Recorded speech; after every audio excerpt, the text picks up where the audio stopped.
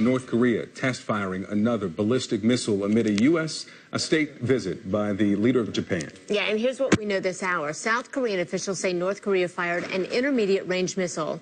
It happened earlier today, and the sources tell us it was launched from a province in the northwestern part of the country. Now, this is a missile that traveled about 300 miles before it crashed into the Sea of Japan. As that happened, President Donald Trump was hosting Japanese Prime Minister Shinzo Abe in Florida.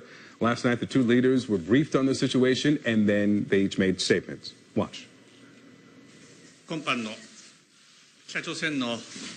Korea's most recent missile launch is absolutely intolerable. North Korea must fully comply with the relevant UN Security Council resolutions. I just want everybody to understand and fully know that the United States of America stands behind Japan, its great ally, 100%. This was not one of those ICBMs, not the intercontinental ballistic missiles that could reach the U.S. mainland.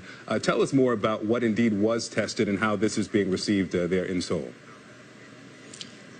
Sure. Well, this was a test that, frankly, South Korean officials have seen before. This is an intermediate range rocket. In fact, there were 8 different occasions in 2016 alone when this type of missile was tested by the North Koreans. Now, we should point out that U.S. defense officials and South Korean defense officials say that 7 of those 8 tests last year were considered to be failures.